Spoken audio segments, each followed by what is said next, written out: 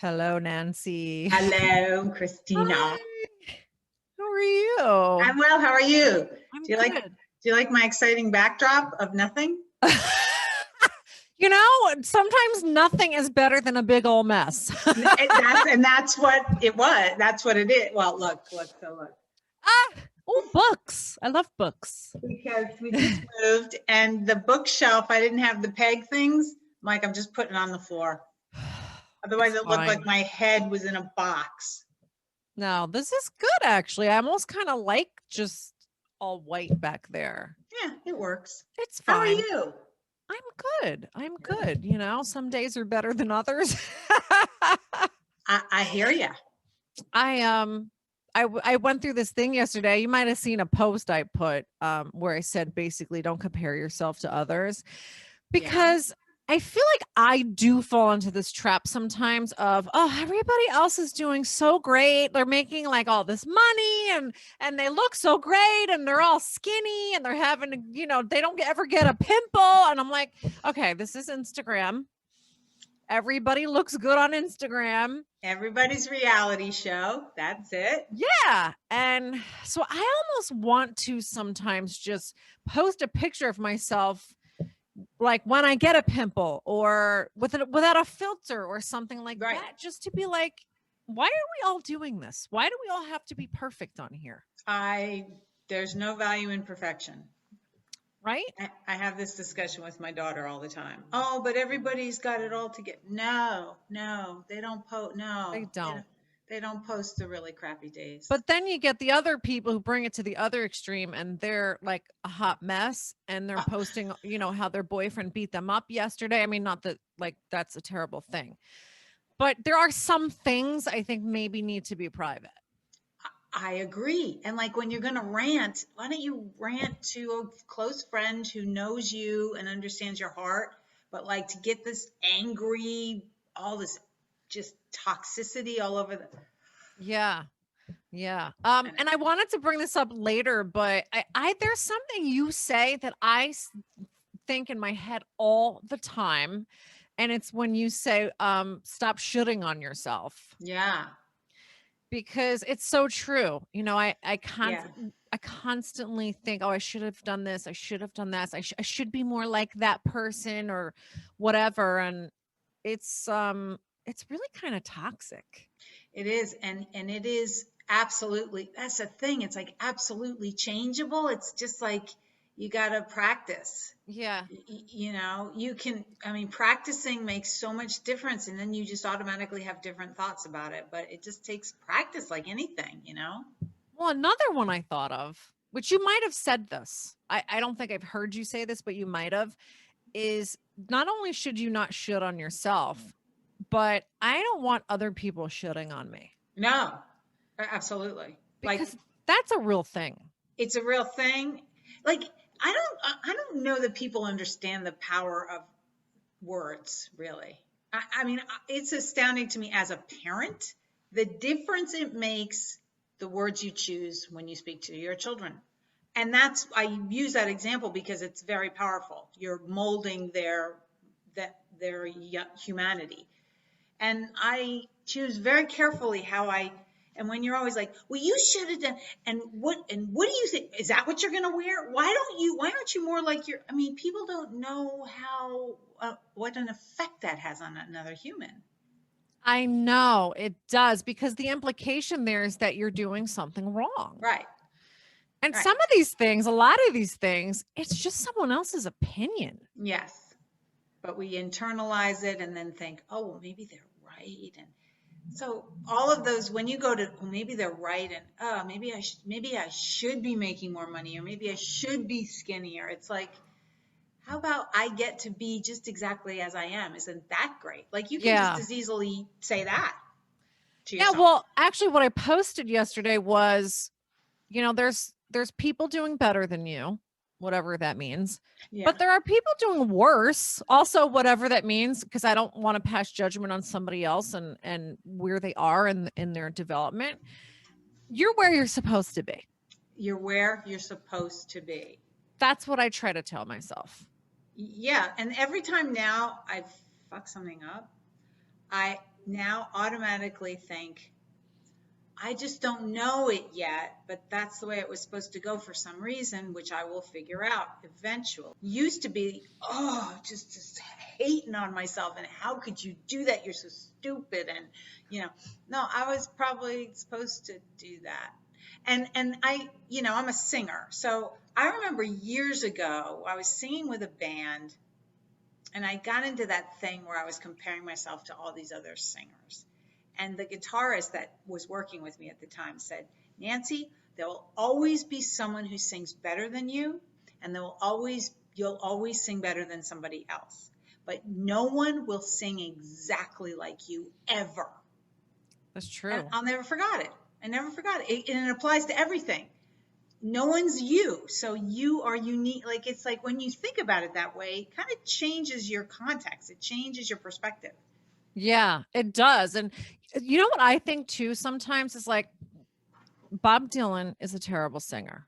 Oh, He's a horrible singer, but yeah. look at him, right? Oh my, his lyricist. I mean, as a lyricist, yeah, I know, but it's like he got famous singing. How did that happen? I know. And then I'm a really bad singer, but then every once in a while I'll think, I don't know. I mean, Bob Dylan is a singer. I mean, Exactly. if he can do it, you know who else is Exactly. really a bad singer? I might get killed for this because I live in New Jersey, but Bruce Springsteen. He is not a good singer, people. He's No, not. but he's got so much passion, and he's got so much like grit, and there's just something about him. I have a lot of respect for him, which I didn't ever as a younger woman. But man, that guy, he kept doing it, Yeah. Yeah. and he did it his way. And when you do it your way, the right people are drawn to you. Mm. It's so true. And I do like him, for the record. I'm a Springsteen fan, but I recognize that he Yeah, doesn't have a great singing voice. right. So we kind of just went right into the interview. And I feel like I'm just gonna leave this in, for people who are listening or Yeah, watching. Like, we weren't even supposed to be starting yet, but that's what it is. you just Um, you pick what you like. You do what you do. yeah, like this is the best part when you get to really eavesdrop on somebody's Yeah. conversation. But of course, there'll be an introduction for you on the actual podcast. But you are Nancy Berger, Fear Strategist. And I want to get more into that at some point, what exactly you do and how you got into that. But I've interviewed you in the past in other settings. And then I looked at this sounds terrible, but I looked at your about page like after I interviewed you. And I started reading it and saw all this really juicy stuff. And I'm like, how in the hell did I not look at this before? I mean, this is the meat right here. This is what we're supposed to be talking about Yeah. because I love to get all up in people's business.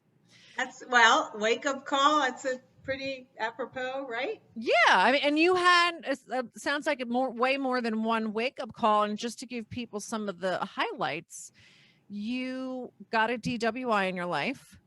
Almost. Almost. Okay. So we'll talk about that. And so, but you had an intense experience there Yes. and you were diagnosed bipolar. Hmm. And we got to talk about this stuff because those aren't like small experiences, right? No, they're not small experiences, and they are not experiences that I chose to share on a whim. They're deeply personal. And when I launched my consultancy 2-3 years ago, I made that choice to share that information, but it was difficult. It was a difficult choice, and I got a lot of flack from some people that are close to me about doing it. And therein lies the issue. I wanted to normalize a conversation about mental health. I wanted to normalize a conversation about how stuff happens to people all the time. And in speaking about it and showing transparency, we can bolster each other and help others maybe reduce some suffering. So it was not an easy decision, but one that I made in earnest. Well, I've heard this expression that your mess is your message. Right. So a lot of times, and it kind of goes back to this whole Instagram thing we were talking about when we Yeah. first started talking, is that everything's always supposed to look perfect. We always put our best foot forward. You know, I've always got my pretty face on. You don't see the pimple or whatever. Yeah. You know, only my good side gets shown, you know, which I've decided is my, I think, yeah, my left side. And it's so ridiculous. It's like, why are we all doing that? So for you, those things that maybe initially you were like, I gotta hide these, you know, like nobody wants to. I'm not going to talk about being bipolar. I'm not going to talk about, you know, getting pulled over, um, because it's not pretty, but Oh it is no, what it's makes not us pretty. human. And then I forgot to mention, you also have experience with an eating disorder too. Yeah, yeah, that was a formative. I mean, that started at age 15. I remember the day. I remember the day it started, where I was standing, what happened, and it dogged me until my late 40s. Wow. So yeah, a So long yeah, time.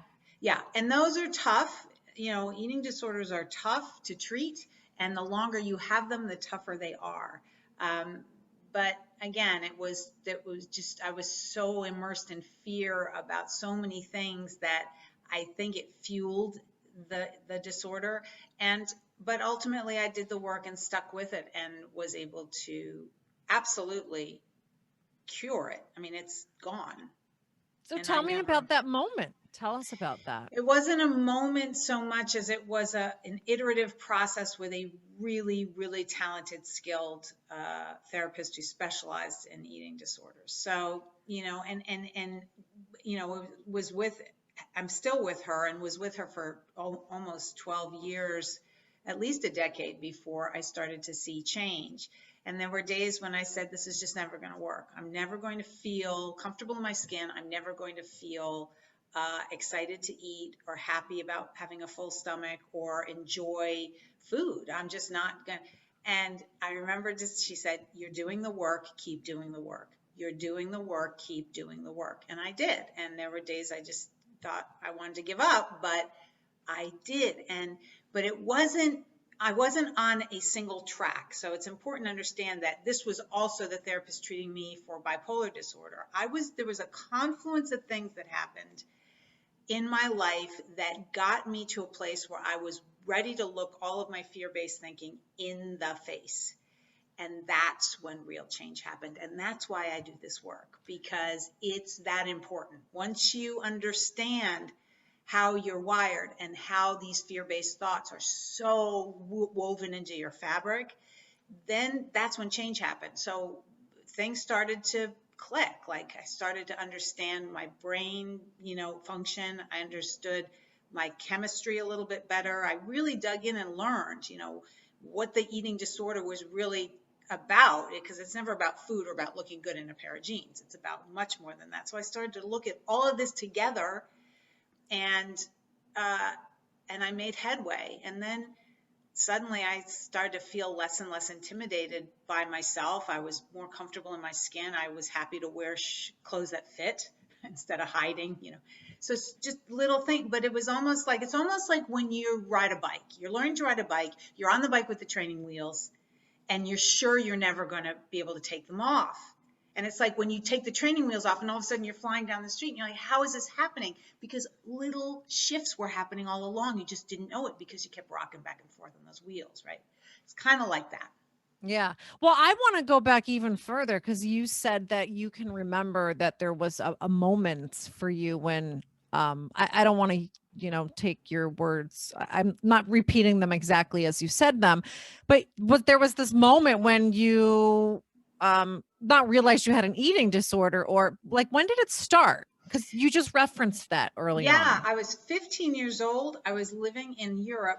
We were transferred with my dad's job. I was living in Europe, and a family member, uh, you know, ridiculed, said, you're getting a little chunky. And then asked another family member if they agreed with that assessment, and there was a resounding yes. So I remember standing there and suddenly wanting to disappear, you know, wanting to just evaporate. I was humiliated, ashamed. I had never thought about it before. I just remember we got there, we lived in Holland, and I was like, tasting all the new things and enjoying myself. And I was also, in puberty, so my body was changing a little bit. But in that moment, I wanted to disappear. And I went and got a pad of paper and I wrote down everything I ate that day. And I promised myself I would write down everything I put in my mouth from that moment on. And I would not go above, I don't know, 1,000 calories or whatever it was. And I didn't know what I was doing to my brain, but I was becoming like getting myself in a restrictive mindset and a black and white pattern of thinking there, so that if I went over that calorie count or I ate something that was bad, like a cookie, the whole thing would be, and I started this pattern of, binge, purge, like all that stuff. I didn't even know what it was or what it was called, but those are the patterns I started. So then I just got really skinny and then got really high. It was a disaster.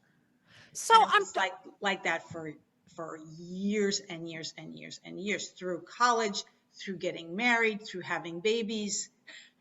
Like, Yeah. yeah. Oh, yeah, we gotta talk about that. But I don't know a lot about eating disorders. So I wanna understand, what was the family dynamic at the time? Because I'm thinking, how could someone who was perfectly normal, which I'm putting in finger quotes, be driven to anorexia and bulimia just because of one statement?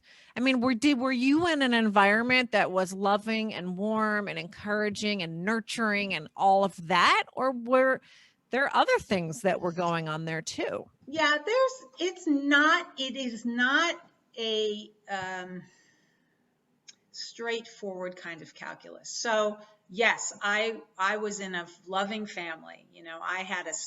My mom was a stay-at-home mom. She took care of us. She loved us, my sister and I. She just, a phenomenal mother, a dad who loved it, very traditional family, family values, very strong.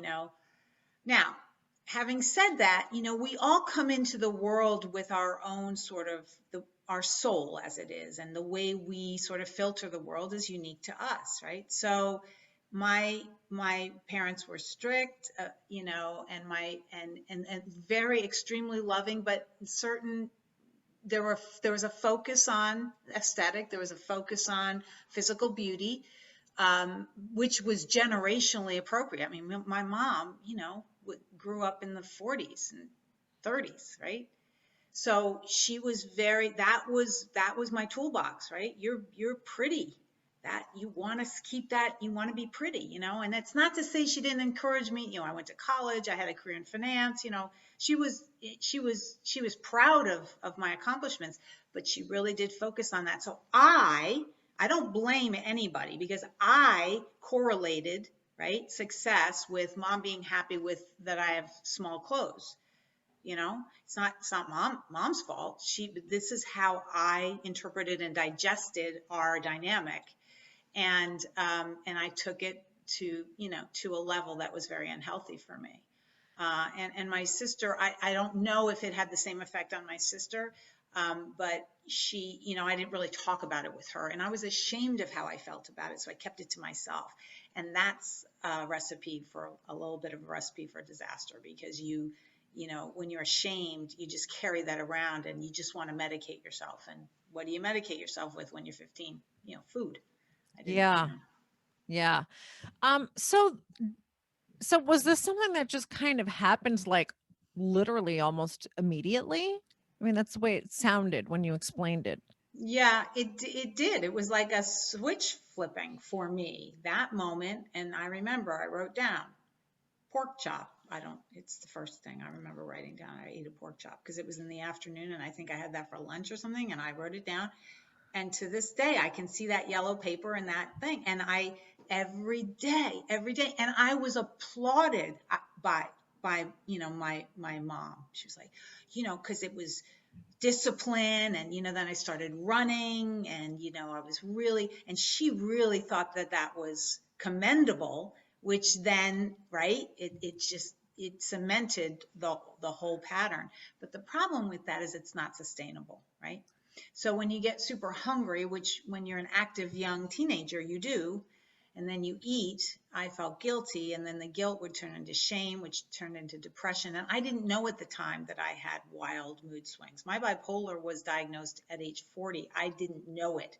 I thought I was the only one that had these mood swings. And there's also interaction between those two things because your brain chemistry changes when you withhold food and you become hungry. So I was triggering my own, swings. It was a little bit of a dumpster fire, I have to say. Yeah. So it's kind of funny you can look at it that way and use that expression. But did there come a point when people in your family noticed, like, did they notice, first of all, a really significant extreme weight loss? And also, did they notice weird eating habits? Yeah, so the withholding and the restriction was actually commended, right? So I didn't want, oh, okay, yeah, good for you. That's that a girl, like, yeah, I'm behind you. So my poor mom, I mean, my mom was trying to be supportive and do her best. She didn't know what was going on in my brain, and I'm not even sure she would have understood it. That really wasn't something at the time that was recognized. I mean, Karen Carpenter was, right? Remember, who brought it Yeah. into focus, but before that, they were like, so, so the restriction was commended. And then when I gained weight, which inevitably I did up and down because I would get so hungry, and then I would just say, well, I've ruined everything now. So I would just eat everything and then put on weight. Never like extreme, but enough that it was noticeable. And that was not commended. So, and then I remember I went overseas to have a semester abroad in Italy, of all places. And I really put on weight because I was grappling with homesickness and just feeling like, when you have an eating disorder and you're not comfortable in your skin, you don't really embrace adventure. You kind of want to be in a rigid regime of exercise and restrictive eating. So like going to Europe, like I wasn't enjoying the sightseeing and enjoying the experience like my peers were. So I put on a lot of weight. And when I came home, there was some serious ridicule from extended family members who kind of poked fun at me. And Yeah. they didn't mean to be, mean, but it was destructive. And then it just started a whole pattern again. So there was just a lot of vacillating between, skinny, heavy, and just never calm or peaceful in my brain. There was just, I was looking for the next thing that was going to fix me, and it just wasn't around the corner ever until I really started doing serious work. So I was gonna say maybe when you went to Italy, but it sounds like this wasn't the case. You were kind of like, "Woohoo! There's nobody watching me. I can eat what I want." Was it sort of like that, or it was It a was reaction to stress? it was a reaction to stress and unfamiliar surroundings, and also like, I had a boyfriend that was in the States and I was away from him. And as a young woman in Italy, there was a lot of attention. It was just a very confusing time. And I felt crazy, I really felt crazy. And I use that term, I use it carefully because I don't like the term, but that's how I was thinking about myself. I was like, there's something wrong with me and nobody knows it. And I don't even know what it is. So I just kept plowing forward, and that's why I think it's important to talk about this stuff, because for young people, for any people who are dealing with this, it's so much better when you can speak of it and get support and help. And the first person you go see is not always the best fit for you. I mean, I went to Renfrew, I was an outpatient at Renfrew, and that just wasn't a good fit for me. I was in a support group working. It just wasn't the right fit. I mean, I had to keep trying different practitioners and clinicians until I found the right fit. But I think it's important for people to know it's not a curse you have to live with your whole life. If you find the right person and you get the right help and do the work, do Yeah. the work.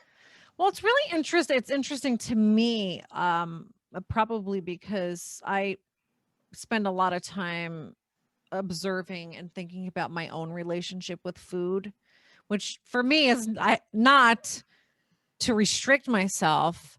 For me, it's more like being a stress eater Yeah. and then having the guilt and the shooting on myself, like, oh, I Yes. can't believe you ate that. What's wrong with you? Why don't you have self-control? And it's disgusting. You just ate like an entire bag of potato chips or whatever. And saying things to myself that I would never say to someone else. Right.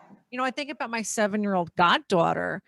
I would never say something like that to her. Like, just the thought of it is sickening to me, that I would say things to myself that I would never say to her. I would never want to hurt her feelings or Right. make her feel any less than the wonderful person that she is. So why is it okay for me to say that to myself? And I'm not alone. I mean, we all know that women in our culture have so much pressure to be beautiful, whatever that means. We could have another hour conversation about what that even Yes. is. But certainly in the US, it's to being thin. Yeah. And what's so great about it? I mean, really, really, what's so great about it? Like, I have been so thin in my life. Like, I had 3 sets of clothes in my closet at all times, from zeros to on up, right? And when I was the skinniest I've ever been, scary skinny, I wasn't any happier. I was not any more confident. Why? Because I was always waiting for the other shoe to drop, that I was going to gain weight, or there was so much meaning attached to it. Oh, well, you have to stay like this, so you better be super hungry and run the extra 3 miles and it takes over your life. It's like, what's so great about it? Yeah, you're right. Now I like have been the same weight for probably, I don't know, 8 or 9 years. I'm 60 years old. Like, I sometimes stand in front of the mirror and just look at, things are moving around and they're not the way.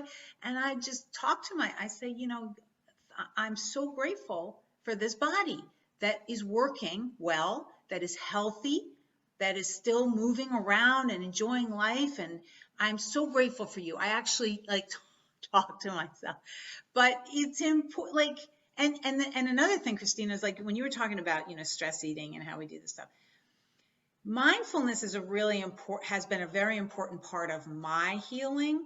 And by mindfulness, because it's thrown around a lot, this term, but within this context, it means this.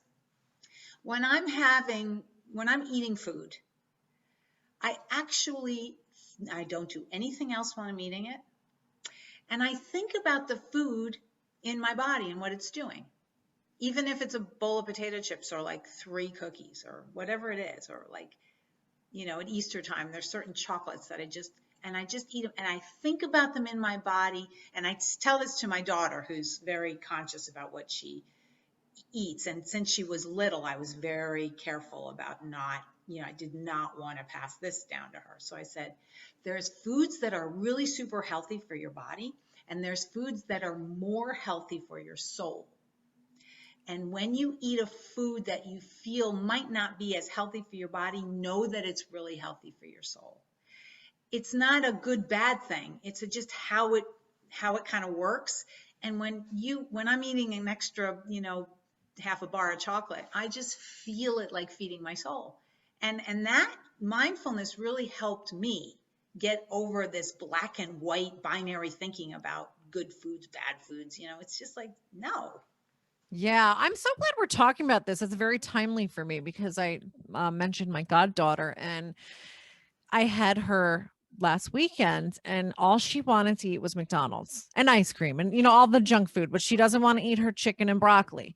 And I really struggle with that because all I think to myself is, oh God, she's going to be fat. Like, if she just keeps eating like that, she's going to be fat. And, going back to all the things we're talking about, oh, she's going to be fat. And that means that she's not going to be desirable, and people are going to judge her, and she's not going to be pretty. And, she's not going to be all the wonderful things that we're all supposed to be, which you can only have if you're thin, not if you're fat. And I'm realizing now, especially as we're talking about this, those are my issues. Well, we all do that, right? We project our own issues. But let me ask you a question now. So then, how would you address that? Just let's say you were in a position to address that with her, right? I mean, you wouldn't, I mean, this is probably her mom's bailiwick, but if Well, she actually, asked you, just so you know, I know you know my business partner John. It's his, and so he's gay. Has a husband, and so that's their daughter. And oh, I'm her godmother. So she doesn't have a mom, per se. But and so I do feel like I have been appointed as her, female role model, which I'm happy and very happy to take on that role. So so that's the dynamic. okay, so then how would you counsel her? Well, I'm thinking back how I did counsel her, and I'm not really thinking it was the best thing to say, because when she does it, I know what I'm thinking, but I don't want to say it to her, and I don't really want to use the word fat because I don't want that to be on her mind Right, now. right. Um, but I did tell her at some point that, we have to eat healthy. And then I realized, but does she even know what the hell that means? How old is What she? if she's about to be 8 in June? Oh yeah, she knows what that means. Okay. So I did say, well, you're really active and you're very young, and you do gymnastics and you have all this activity and energy, but these foods don't really have nutrients, and you do want to eat food that have nutrients in them. And some of this other stuff is like, it's fun, and yes, I eat it too, but you want to limit that. But the word fat did come out of my mouth, which I'm not proud of. And I did say at some point that, you know, if you just ate McDonald's and ice cream like every single day, you would eventually, when you're a grown up, you'll get fat. And being fat isn't healthy. It's like people who typically have other health problems when they have extra weight. So that's why we want you to develop good habits now, because you're not going to just eat McDonald's and then all of a sudden one day it's like, oh, well, I guess I'm a certain age and I really can't eat McDonald's anymore. Right. And I think I wouldn't, I mean, you're hard on yourself. I wouldn't be hard you did a good job with that. You really circled back to health. Yeah. The fat word is like Yeah. it's charged, emotionally Yeah. charged, but you did circle back to health. And I think that's the key, is educating them. So yeah, this really tastes good. And, it's great for fun and for a treat. And but our bodies need really good fuel so we can do all the things we want to do, and we get really good fuel from nutrient packed foods, and these are not nutrient. So you are educating her, and I think that's the best way to do it. When my kids were young, I knew so many parents who had nothing in the house that was considered a bad food, like no cookies, no candy, no chips, no soda, no, just nothing. And those kids, and I early on, because of my own struggles, decided we were going to have a cupboard in my kitchen full of junk, like replete with junk. Like there was every conceivable thing in there. And because I didn't want to tell them they couldn't have it. Whenever their friends came over, where do you think the first place they went was? The They junk didn't want closet. Yeah. the junk. They wanted to camp out and eat. And my kids would be like, "Can we go play now?" Like they didn't bother with it. They had a few and then they left it alone. That's interesting. So they developed, like they developed an approach to food because it was there. They weren't told they couldn't have it. And I suspected that it might desensitize them to it, and it did. But these other kids just, so I'm not saying I'm such a smart parent. It's just because I was so afraid of them developing disordered eating patterns No, that that's I just, interesting. yeah, I yeah, think you might be right about that, because I grew up in a household too where there wasn't a lot of junk food. And I remember the big thing was soda. We really didn't have soda in the house. And I would always go to my cousin's house and they had all this junk food. And I'd be like, oh my God, you're so lucky you can drink yeah. soda every day. And I would have soda. So I feel you on that. I think there's something to that. Yeah, and I think also like with kids, it's there's a continuum of feedback that you give them, right? So you bolster them with self-confidence in many ways by by telling them they are accepted as they are, exactly as they are. Even if you're feeling like they might be going down a road that's not best for them, you keep talking. Like my son, we talk about it today. He's 26 now, but he was not a thin kid. He was a big kid, very athletic, but big, like carrying extra weight throughout his youth. And he wasn't a great, he didn't like vegetables. He didn't eat greens. His dad and I were like, are we doing a bad job? Like, what is going to happen? Like, I was worried about his heart and and he went to college, and junior year of college, he lost 50 pounds, 60 pounds, something like that. He was always athletic and active. He was just a big kid, lost Does he all eat this vegetables weight. now? Oh yeah, he eats. He, 'Cause I went to lunch with him the other day. We had to eat in the car because of COVID. We were out in the car by this grocery store. We like their deli, and he comes out with his sandwich, and then he takes out one of those big plastic tubs full of spinach, baby spinach, with a fork. It's like, wow. who are you, and what have you done with my son? Like Yeah. they find their way, but I think it's so important that we educate them. Back to the educate them, accept them as they are, validate them as they are, keep the discussion going. It's not to say you don't talk about, keep the discussion going, and then hope it eventually kind of weaves its way in. And I think most of the time it does. But if they feel like they're ridiculed and judged by you, that can be a sticky wicket, right? Yeah, I'm gonna be more mindful of that. Thank you for that. And I do worry about her not eating vegetables. So this whole parenting thing, and I'm her godmother, so I don't have her all the time. And I'm just like, man, this is hard, this It's stuff. hard. Like, It's and the I'm only hardest teaching her job. about Yeah. eating. Yes, and just So that's just eating. I know it's the hardest job. And you want to talk about fear-based thinking. I mean, on my clubhouse room, I often end up talking about parenting and parenting dynamics and how those words matter and how you interact with your children, whether they're young or old. And we had this whole clubhouse thing talking about sex with your adult children. I mean, there's just so talk about fear-based thing. I So, know. there's just a lot to it's the hardest job I've ever done. And I've had And some, the most important. yes, there's nothing better. There's nothing, I mean, now they're both adults. I parent them. I still co-parent with their dad. We're divorced, but we co-parent still, just in a different way. And, watching them struggle, watching them go through milestones, watching them lose jobs, get jobs. I mean, it just changes, but it's always, you're never the same, Yeah. once you're a parent. Yeah, so I commend all the parents out there because it's not an easy job at all. And I know people just love when somebody who doesn't have kids has all these parenting opinions.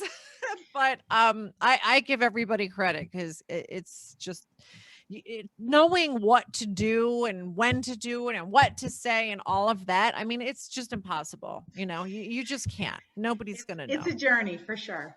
Yes, for sure. But so I want to go back to talking about the eating disorder because I feel like, my very limited experience with it, and what I know is probably based a little too much on media and, you know, television shows and things like that. And I envision, and I don't think I'm probably different than a lot of other people, is the woman who's, her clavicle is sticking out, and you see her and she looks emaciated, and she is, just pushing her food around her plate, and, going to the bathroom after every time she eats, and taking laxatives, and eventually has to take be taken out of school so she can go to the rehab center. I mean, that's my perception based upon media. But what does it really look like? And that's a version of it for sure. I mean, there are people who are, you can tell by looking at them that they are starving, right? So that's a version of it for sure. But like most challenges, mental health or physical challenges, there are so many versions, as many as there are people. And this is a strange sort of analogy, but I think about people who struggle with alcoholism. Alcoholics are not all curled up on the street corner with a brown paper bag. There are plethora of highly functional alcoholics, people who live their everyday life and go to work and everything, and then they go to meetings at night or not, right? So Yeah. we have to be careful not to, sort of pigeonhole, like it's not the same for everybody. Now, I was never having to be on IV, and I wasn't that, my bones weren't breaking. I wasn't. I was so disordered eating takes many forms, and disordered eating patterns don't necessarily mean you have an eating disorder, right? So we have to be careful not to lump people together, but there are many, many, many, many different faces of disordered eating patterns and of eating disorders. I never, like, for instance, I was never technically a bulimic where I forced myself to purge. I would just exercise. So I was called an exercise bulimic because I would just keep running and running and running until I thought that I had worked off whatever I ate. So there's just so many different versions of it. And that's why, like, people who are listening thinking, oh, well, that's not me. Well, you might not have an eating disorder, but you might not have a great relationship with food either. And that's worthy of some investigation, because you can, if you understand the dynamic and how you're relating to food in your life, you can make positive change for yourself. So again, it's like not getting stuck and wrapped up in labels but being curious about yourself and how you can help yourself, right? And there's so many resources now, much more than there ever were before, that you can, talk to somebody and just kind of, think, am I restricting? Am I attaching a lot of meaning to food? Am I enjoying food? Am I looking at it as fuel, or am I looking at it as like self-judgment? Like so that's not a clear answer, I know, but it's just not a clear answer. It's different for everybody. Well, when was the first time that you actually thought, I think that maybe I'm anorexic or I have an issue with food? Well, I think I knew I had an issue with food from that very first day, where I attached, like either a gold star or, a demerit to whatever I put in my mouth. That took all the fun out of food for me. I was just not enjoying it, and I never felt good eating or being full. And it's, back to the alcoholism analogy, when you're an alcoholic, you can just stop drinking. You can't stop eating, right? So when Yes. food is emotionally charged, you can't just cut it out of your life. You have to deal with it on a daily basis or you die. So that was an issue from a very young age. But when my father died in 2004, I literally stopped eating. Like, I just stopped eating. He died. It was a tragic loss, brain tumor, very quick, 2 months. And I just stopped. And it was my way of, I guess, controlling, because that's what it is, really. You're trying to control things.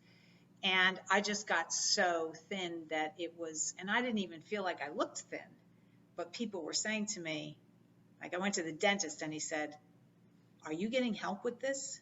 Pointing at my body.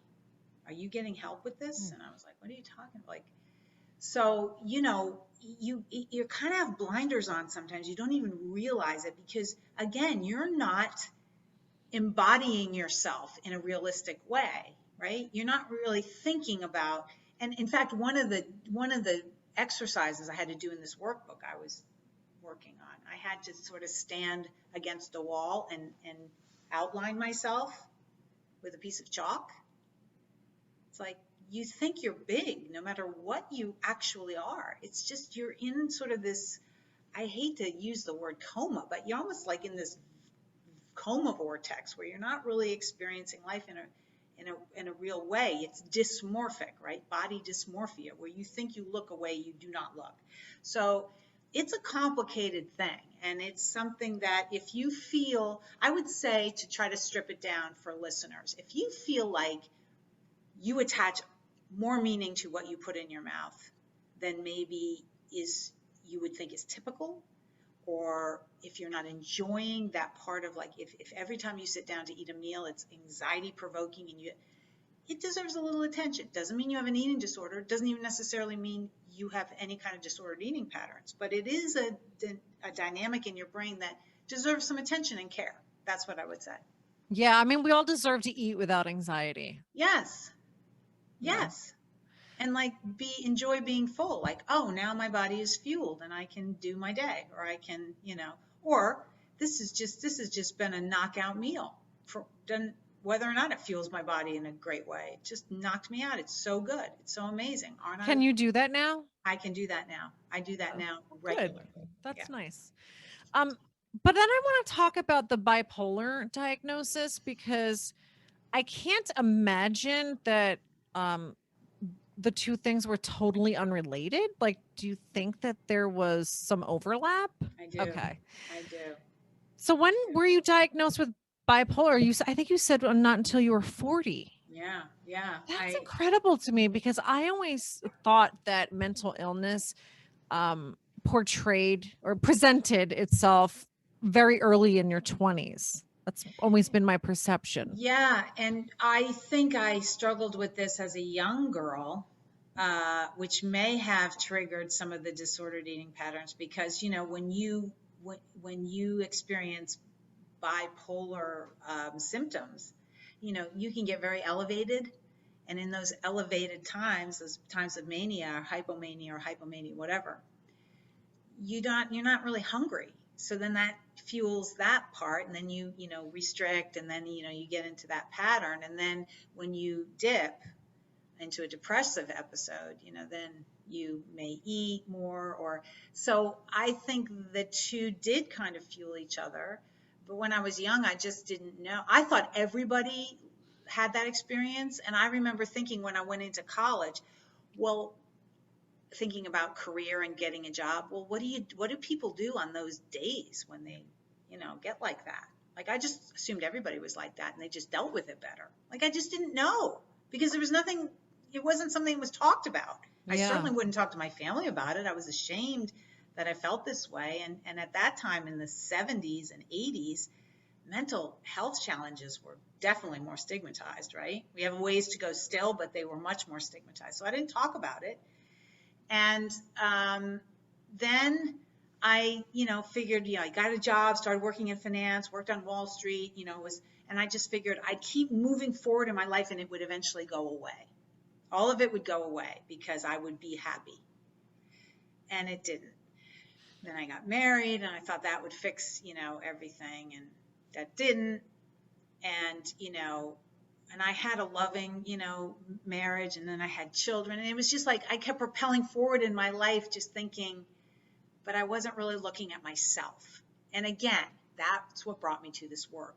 It was when I started looking at myself with a big magnifying glass, like the eating disorder, facing that head on, getting the diagnosis, getting on a cocktail of medications to help stabilize my moods. But again, had to kind of look for the right doctor because I got some doctors that weren't helpful, like that, prescribed antidepressants that actually triggered manic episodes. And that's when the almost DUI came about, when I was in a serious and intense manic episode. So, like, it was just this journey of keeping, like, not giving up on myself. But the real pivotal point was when I said, okay, this is not working. Like, this is not working. I am not getting better. And then I dug in more. What is it that, what is it in your life that's working and what isn't working? And I had to look hard at it. And then I started making decisions to change things.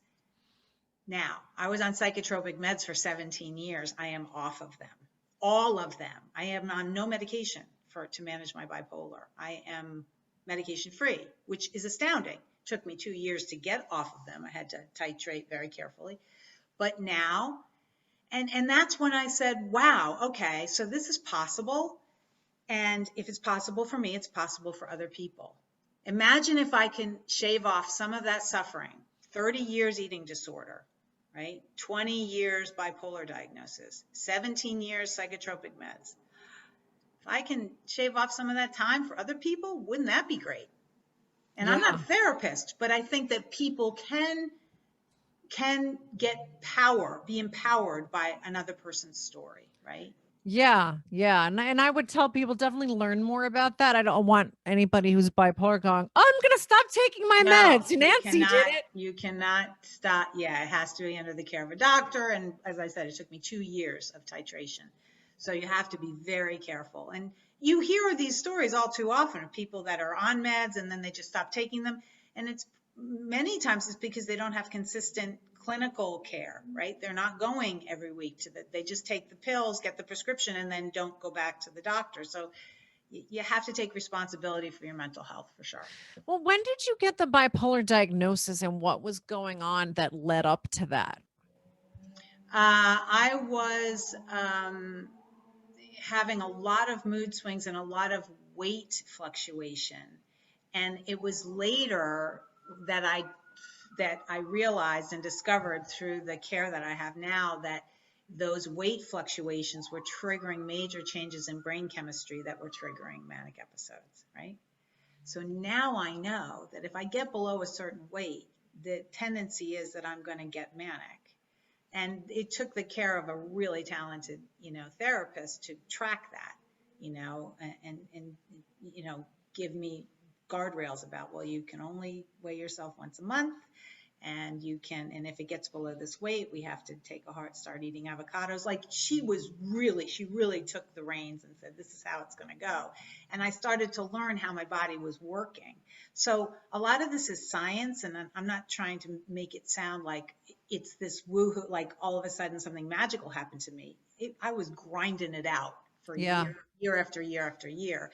But I finally got to the place where things were starting to make sense. And I saw the correlations with the eating and the brain activity. And now I don't think it's a coincidence that I have a healthy weight, a healthy food relationship, off the meds, and it doesn't mean I don't have mood swings. I still do, but I'm educated enough in my own how I tick to know when something's happening, and then I can manage it through breathing exercises, yoga, meditation, calming my nervous system. Like the body is an amazing machine and it works the way it works for a reason. So the more you learn about your own, you can manage things a whole lot better than just relying on pills or just relying on therapy. You can take the power and really manage your own health. It sounds like it requires a lot of self-awareness. Yes. And I think a lot of people are lacking that because you can see it in the person that flips out all the time, right? Like, someone cuts them off on the road and they're flipping out, or, someone gives them the wrong change at the grocery store and they're ready to fight because they think you did it on purpose. And Yeah. people, I guess, that are very reactive to everything. Yeah. And I'll admit, I used to be very reactive. I think that's something that I learned in my household, and I don't think I really became more self-aware where I could reduce that significantly, because I think I still do it sometimes, but I'm much more aware of it. And probably not until my mid 30s, which I look back and I'm like, oh, I wasted all that time being so mad all the time. But now I'm more self-aware and I understand better. Well, why am I reacting? Why do I want to react that way to that? Why did that trigger me? Why is that bothering me? And it's your own stuff, right? It's Yeah. always our own stuff. And that's an interesting point you make, because part of this is learning to notice your thoughts, which sounds simpler than it is. It's not simple at all. To notice your thoughts. So when you get triggered, which we all do, now after practicing for many years, and I teach this to clients and work in workshops, notice your thoughts. Like it's a meta approach to your thought, because what we do is when we have a thought and it floods us, we just, buy into it hook, line, and sinker.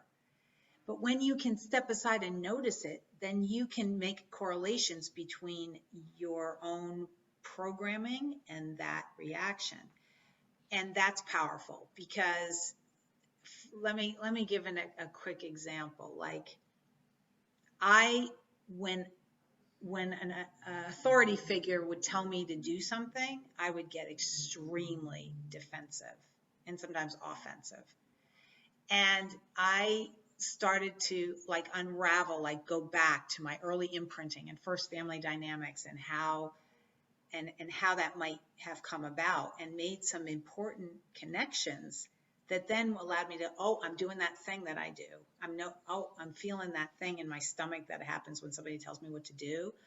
That's why I'm doing that. And it's tremendously helpful. Like you can deconstruct the whole thing and then shift your reaction. And that's the only thing. You're never going to change how the world is around you. You can't control that, but you can definitely control your response, right? And Yeah. when you change your response, then it teaches the neurons to fire differently. And the more you do it, the more they fire that way. Your nervous system stays calm. Everything changes. But people feel like they're a victim of their own thoughts, but you're not. You're choosing them. Yeah. And I think another thing that's closely related to self awareness is personal responsibility. Yeah. Because when you get aware, I don't want to say woke. I feel like I don't even know exactly what that means. That's like a big thing right now, right? Is everybody's woke.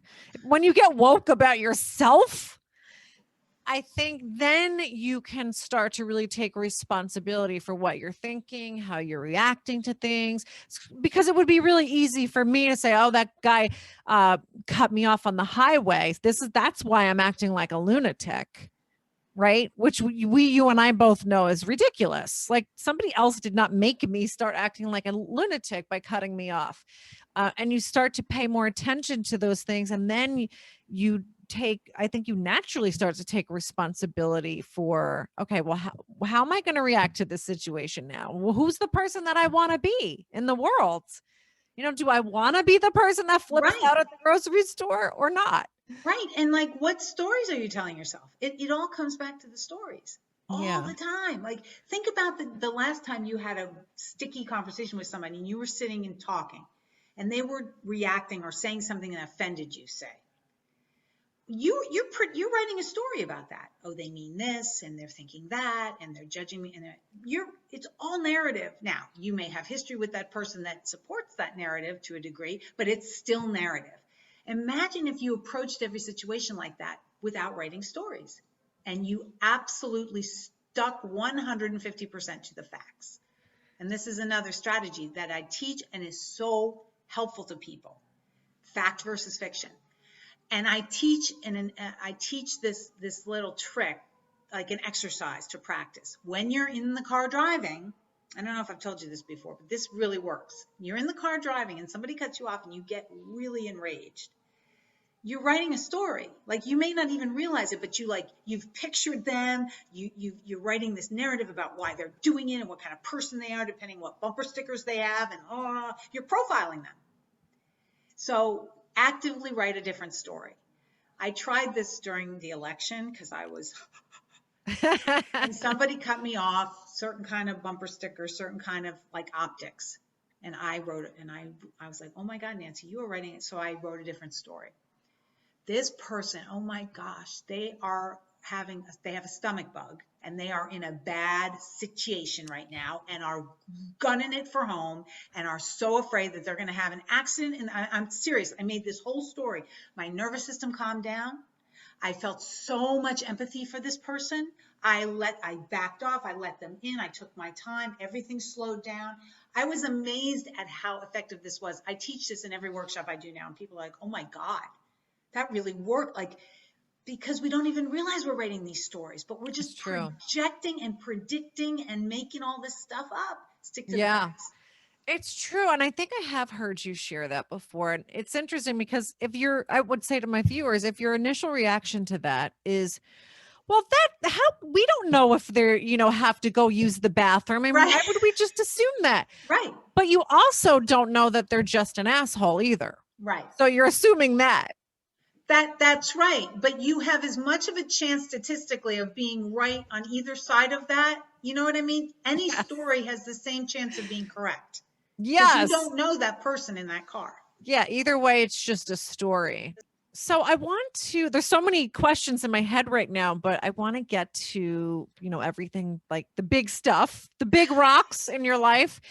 And I want to hear the story behind that experience where you almost got the DWI. No, that was such an unfortunate. So I had young children, my husband was at home with our young children, and I went out for, a girls' night out. Again, heavily restricting food, was not eating, was very thin, and had, a couple of glasses of wine. And it was a rainy, misty night, and I, started driving home in my minivan uh, on a windy road because I lived at the time in Fairfield County, Connecticut, and just didn't negotiate a turn very well, and ended up impaling my minivan on guardrails on this road. And people came running out from the old farmhouse like across the street, and there I was, like, they called the police, and I had to do a field sobriety test right there in the road, and I failed it like miserably. And I remember sitting, the officer said, sit in the patrol car. And I just sat there, and it was quiet, and I was just waiting. I didn't know what he was doing. And he came back to the car. And this story, again, I was very careful about sharing it because I didn't want it to, I know there's people, especially now, there's a lot of emotional charge around law enforcement and different things. And there's people that feel that they are wrongly profiled. And so I want to be careful here. This was my experience, and there were many things in play, right? It's a Fairfield County town, affluent town, and there I was with my minivan. The officer came back and he said, I've just searched your car, and I don't think this is who you are, right? And, I saw the car seats and Goodnight Moon and the juice boxes and the, which doesn't mean I'm necessarily not a criminal because I have that stuff in my car. But this officer talked to me and made this determination, and he said, I'm going to save your life tonight, which can be viewed as kind of a, God complex kind of thing. But he didn't deliver it that way. He was sympathetic to me. And I don't know, for some reason, he thought that he was going to keep me from having this experience. So he said, I'm going to give you a ticket, and I'm going to drive you home right now. So he was driving me home and lecturing me the entire way. Like, what's going on with you? Why would you have young children at home? Why would you drink and drive? Do you know that you could have killed yourself or somebody else? You could have left your children without a mom? Like, he really gave me a lecture. And then when we got home, my husband at the time was standing on the front step waiting, because of course I called him. And as we drove up the driveway, the officer said, is this going to be a problem? So, like, who knows what story he was creating? Yeah, what does that even mean? I don't even know what that means. He thought if my husband was going to be angry. Wow. I want to talk to that cop and find out what he's been through in his life. Exactly. That had all these stories. And that's it. Everybody's got them, right? So off I went. It was a pivotal moment. I realized I was off the rails for sure. And then things, I really did hunker down after that and start to take a hard look at myself. And then years later, I saw him in the news that he saved some child from drowning in a pool, and he was just a good guy that was trying to do a good thing. And I tried to go to the police station and send him cookies. He didn't want anything. It was just an interesting experience. It was almost like a little bit surreal, like the universe was just stepping in and saying, listen, you need a course correction here, and we're going to give it to you. But I think about that all the time. Like, what would have happened if I had gotten arrested? Well, yeah, that's interesting. I do believe that things happen to us and there's always a gift in it. But I wonder, if you had been arrested, had a DWI, I don't know what the laws are there, but, or at the time, but you might have had some jail time. You probably would have had your license suspended for a period of time. Yeah. And and that, that would have been a hard story to tell my kids, So I'm grateful for that. That was a wake-up call for sure. And it wasn't like a wake up call that then everything was great. It set me on a path to figure out how to make myself healthy. And that was in early, like 2002. So it wasn't, again, a switch flipping. It was, it's time to do the work and, not give up on it. And I didn't, but there were days I wanted to, it was. So at that time, you still were struggling with disordered eating, right? That Mhm. was still in your life. And were you, I don't know the terminology, actively bipolar at the time? You said you were in a manic Yeah, I was episode. in a manic phase for sure that lasted a good long time, and there was a lot of destructive behaviors that came with that. So I then changed doctors. I found, through channels, asking around, trying different therapists. And for me, I got away from psychiatrists as treatment providers and found it was better for me. It was a better fit for me to have a clinical therapist specializing in these struggles I was having and a medication manager that just managed meds and didn't really offer clinical therapy. For me, that was a better system, and the way our healthcare system is set up. People go to psychiatrists sometimes and they get medication, right, because they're doctors that can prescribe, but that might not be the best fit for the clinical therapy piece. So it's important to educate yourself and take responsibility for your care. Yeah, definitely. And it sounds like you have somebody that's more focused on functional medicine. Yeah, holistic approach for sure. Functional medicine. I have learned a tremendous amount about energy medicine techniques. I did EMDR therapy, which is a fascinating modality that accesses both hemispheres of the brain and offers great results for people who have any kind of trauma or any kind of like, repetitive churning kind of thought processes. So I've tried and experimented with a lot of things because of the education I've gotten from this therapist and use these techniques all the time and now teach these techniques because they were life changing. Well, how did your family react when you accepted that you had disordered eating? Because you said that nobody ever really talked about it or seemed to notice, or, Yeah. they Well, never so said, that's "Sweetie, my are you anorexic?" Like, so what happened when you had this diagnosis? my former husband knew that I had a real struggle with food. He and I, I tried to educate him, and he tried to educate himself, and I actually did tell my children when it was appropriate for them, to know, in terms that they would understand that, sometimes mom has a little trouble, when it comes to food. I get a little bit restrictive, or I don't eat enough, or I feel bad about myself. Like I explained it to them when they were older. And, and some like they're, when I would go to school to bring cupcakes or whatever to do stuff for my kids' classes, like some of their friends would say things like your mom's anorexic or something like that. So I Because you were did, thin? yeah, because I was thin. So I did have to sort of talk about it.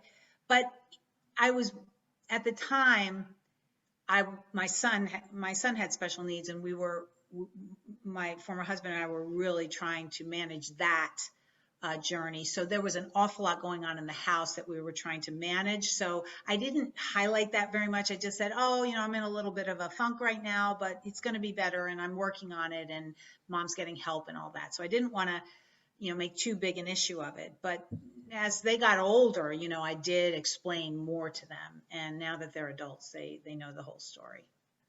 Well, that's educational for them. It is educational for them. And, you know, again, it normalizes the conversation. They know about my bipolar diagnosis. It normalizes the conversation. It's like everybody has stuff. Yeah. And there's no label that you should just, these are just labels. Everybody should be treated and respected as an individual. But my kids have they're so tolerant. It's like, oh, okay, well, they have this or they have that or whatever. Because Yeah, yeah, I think the younger generation, as much as we sort of make fun of millennials because they have other issues that we sort of make fun of, they are very accepting of people who are different, that we're all individuals, we have our own stuff, and we're just all trying to live a happy life, That's right? it. They're Right. like the modern day hippies. Yeah. Yeah. And they're almost like, it's amazing how tolerant, like, there's so many right now, there's so many different things, there's so much different, the landscape is so different, right? And Yes. I'm constantly educated by the younger generations about how to approach all these walls coming down, right? Whether it's sexuality or whether it's uh, you know race or ethnicity, all these different things. They're so, like, I learn from them every day. Like, it Yeah. is, you I know. know. I'm actually really happy that I have my goddaughter, because I think you learn a lot from seeing how people from other segments of society live. And that's not even just people that, maybe are in a different socioeconomic group or just live in another part of the country, which Yeah. life can be very different, but people in different age groups. Because the way that I experienced, grade school or even high school is so different Yeah. than the way that my goddaughter is experiencing grade school, just because of technology alone. Yes. And I can't wait when she's in junior high and high school to just see what life is like for someone in that age group, because I'm sure it's going to be very different than what I experienced. Yeah.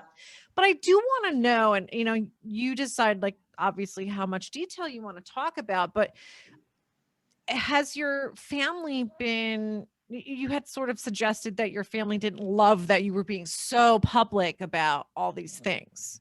It wasn't my family, actually. It was Okay. friends of mine. So before I shared any of this, I cleared it with my family. I said, "This is what I'm planning to share. Are you okay with it? If there's any issue, let's talk about it." So that was not. But like, friends of mine would be like, "Why are you going to share that? You're going to have people hating on you. You're going to get haters are going to come out of the woodwork. That you're a drunk driver, or you're like a lot of things."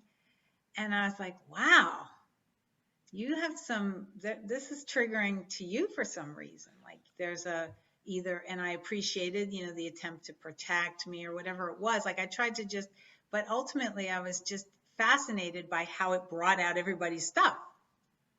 Like, why are you going to do that? Like, and then I thought, well, maybe are they going to be ashamed to be my friend now? I don't know. But I had to ultimately just let it all go and say, well, that's their experience, because, nobody ever can make you feel anyway, right? You Mm-hmm. make yourself feel whatever you feel. So I said, well, I'm going to let them go, with love. And I respect, thanks for sharing that. And I'm going to do what I'm going to do.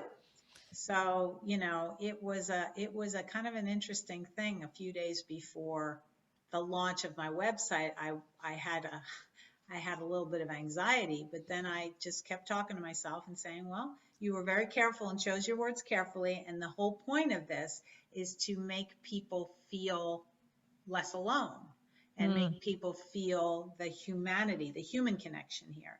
Because how can you teach someone if they don't feel that you have the creds? Those are my creds. yeah, definitely. Your street cred. You got Yeah. some serious street cred. So let's talk about your evolution into, from a work perspective, what you do now. What were you doing before? Because obviously you had to go through all these things to be the fear strategist that you are now. Right, right. So I'm a writer. I've been a writer for 25 years. And I, started my career in finance, and then started writing, when I got married and had children and was at home. I did business analysis first, writing, and then some, other kind of strategic stuff. And then I moved into radio scripts and magazine feature writing. And I've written so many different things over the year, different kinds of content. Now, before I launched my platform, I have been a financial blogger for 4 to 5 years, and so that sort of melds together my finance experience and knowledge and writing. So I write about the markets every day for a client of mine. So writing is just something that is very easy for me. But this this idea of becoming a fear strategist was something that was born out of my own evolution as a person, as a woman, as a mother, as a, you know, sister, as all the things that I represent in my life. Because for me, it all comes down to the power in fear, the gift in fear. Like my fear was the thing that informed me more than anything else in my life. People say, well, why did you choose fear? It's like has negative connotation. It's like a, because it's the thing that once I embraced it, it changed everything in my life, right? Not quickly, but it was really the fear. Like I was afraid to leave my marriage. I was afraid to make that change in my life because my former husband is a really great guy, and I didn't have any kind of big dramatic, like negative, toxic, like it wasn't that way. It just wasn't working anymore. It didn't feel like it was working anymore for me. It felt like we had drifted apart in a big way. And for many people, I was realizing that they just stick it out. It's Yeah. because it's easier than changing it. And you and I have had this discussion about making that decision. That is a tough decision to make when, you know, there's not violence and there's not cheating and there was none of that. It was just not working anymore. So that was a huge fear, right? And then I had to figure out, what was I afraid of? What people thought, what my children would think, what my family would think, if I would have enough money, what my former husband would think, if anybody would ever love me again, if anybody else would ever love, like it went on and on and on. And I was like, okay. Just like the fears about, you know, what my body looks like in the world, or the fears about what people will think of me if I gained what, like it just all, it sort of like became this golden, you know, this treasure trove of information. And then I thought, that's really what it is. Just so much fear. If you can shift that fear-based thinking, the freedom it affords you, and it's at your fingertips all the time. You just have to do it. So I started writing about it, right? And I thought, well, I'll just write a book. I'll just write a book about it. And then I was like, you know what? We're going to do this differently. I'm going to write content about this for different publications, and I'm going to start the conversation that way. And then that turned into, then the pandemic hit, like pretty much 6 months after I launched. So then I just started doing online workshops. I just asked anybody that, you know, can I do a workshop? And I did workshops and presentations and just kept talking about it. And the more I did, the more I realized how much of a thing this was, that Yeah. people would come and they'd be like, yeah, I'm just like afraid of everything. And it became, then that informed the content, which in turn informed the workshops. And then I wrote an online course, which is launching in June. So these strategies, Awesome. yeah. So to teach the strategies that worked for me, you know, and they're concrete strategies. It's not just like, let's just think positive thoughts. No, there's concrete strategies that you can use to shift this thinking. Yeah, and I've actually heard coaches say, and you tell me if you agree with this, that you're never going to make fear just completely go away. It's just that it doesn't control your life and your decisions. Right. Again, it goes back to choosing your thoughts. So fear is essential. It's a survival. It's essential. We wouldn't have evolved as a species without fear. It's necessary. But, you know, the fear of the tiger in the room is actually in a completely different part of your brain than the fear that you're going to offend somebody in a conversation at work, right? That's a completely different thing. And in fact, when I launched my website, I did this freebie, like ebook, 5 Steps to Difficult Conversations. I can't tell you how many workshops I did on that. Oh, can you do a workshop on this thing? Because this is really an issue. And so many, like, organizations, workplace teams, a holistic moms group I spoke to about the vaccine, like difficult conversations became such a big thing. And I realized, wow, people just have trouble knowing how to start, how to like express themselves, how to speak their truth without, you know, taking on the other person's reaction. So I have been educated over this last year and a half in a big way about how, and validated as to how much people struggle with this stuff and how much help they need and want. And just, you know, the simplest, like having a conversation that's awkward, or, you know, standing in their power, you know, being true to themselves. It's just not easy. That's really big. That's huge. And I don't want to give your whole course away, but can you give us a little teaser? Is there like one thing, like what's one thing Yeah. from your course that you could share? Well, I can share a couple of things. The first thing is the course is built, every module is built on the one before, right? So the course begins with people mapping out their own fear journey. So I've developed an infographic, and I teach people to write down, there's road signs, and there's a road, and then there's the sun, and there's rays of the sun. So the road signs are these pivotal parts in their life, and it sometimes takes time to remember and dig in, like, oh, remember that time like I tried out for that play, or remember that time, my colleague said something really like harsh and mean and whatever.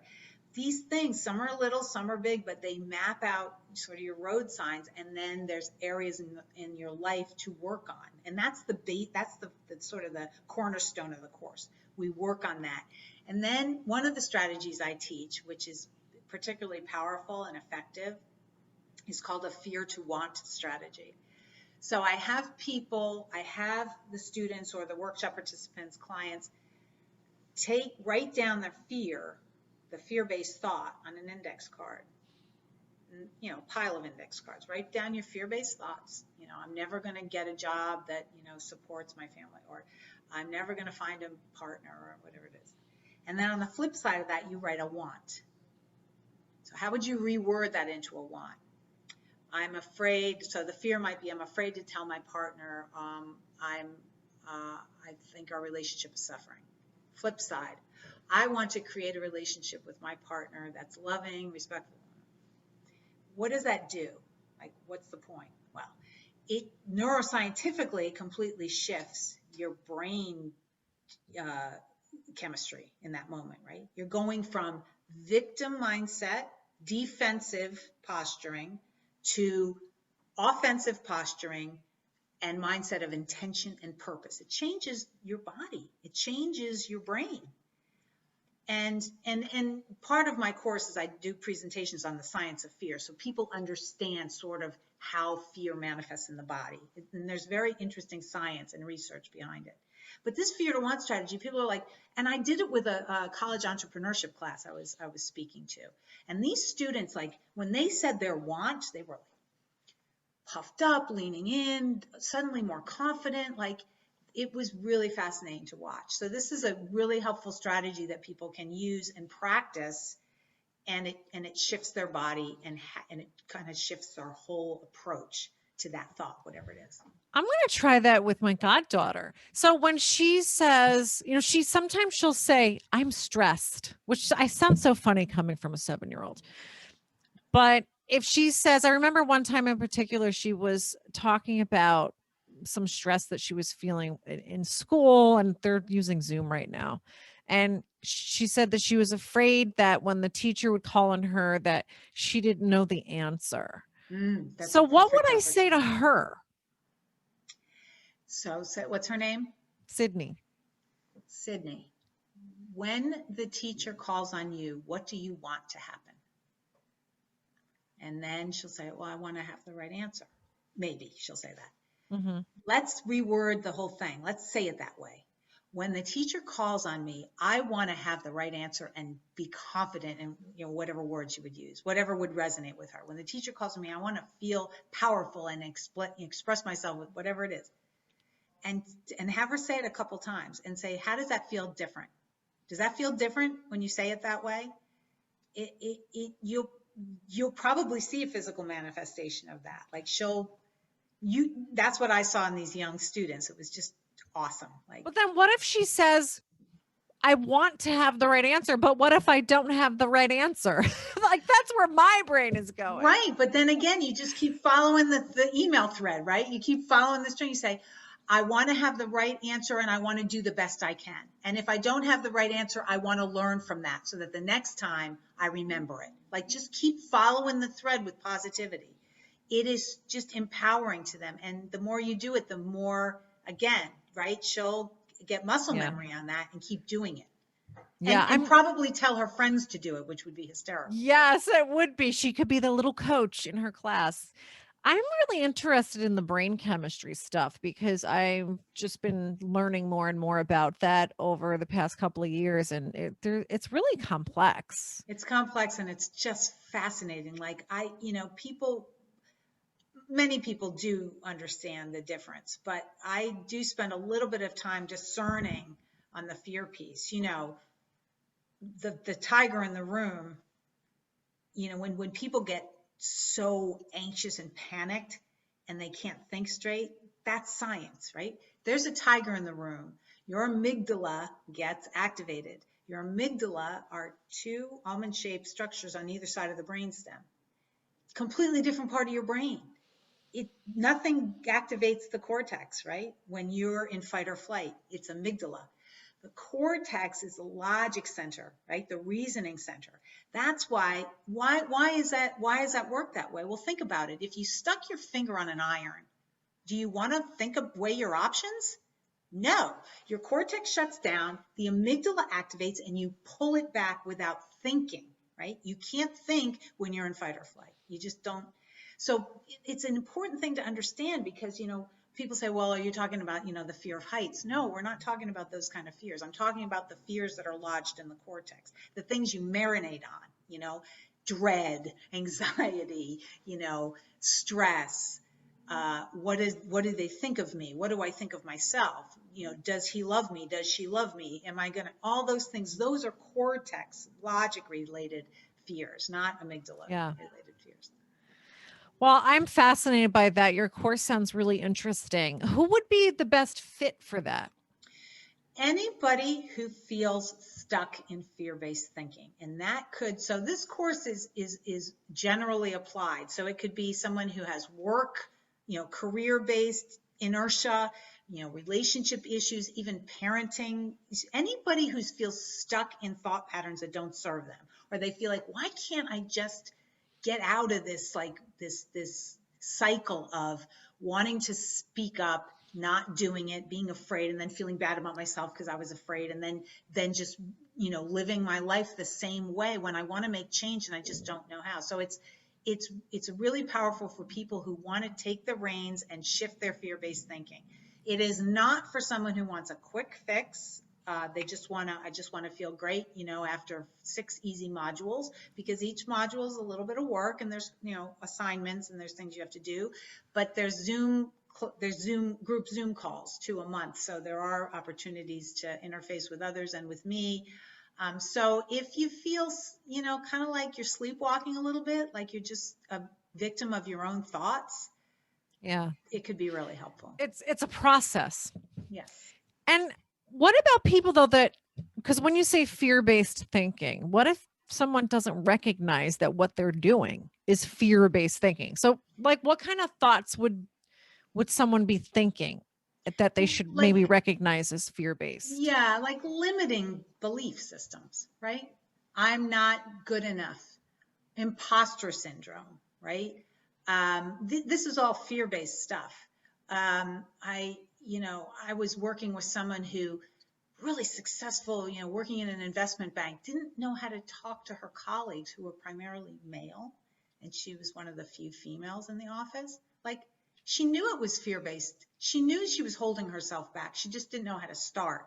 So I think if people feel like they're limiting themselves, or they feel like they want to do something differently, they want to show up differently, but they don't really know how, it usually goes back to deeply rooted fear-based Yeah. and limiting belief patterns. Yeah. I would say that if you are not living a life that you love, if you're just not happy and just not living the life that you really want, you're not satisfied, I would say that you probably have fear-based thinking because there's something that's keeping you stuck in that place that really doesn't light you up.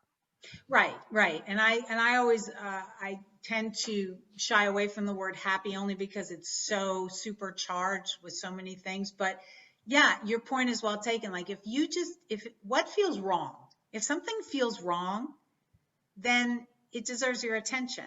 And the fear is what's going to give you that information, but you have to spend a little time digging into that. And that's so it's really very linear. Like, we dig in And then we build on that. And after 6 modules, you have a toolbox that you can, Yes. use. Something that I hear people say a lot is, let's say they're miserable at work. Because there was a time when I was really miserable at work, and thankfully I made some changes. It's better now. But there was a time I was just miserable. I hated my job. And people would say, well, it's work. That's why they call it work. It's not supposed to be fun. It's work. You put your head down, you go in and you punch out a 5 or whatever it is. And I just thought, that is so negative.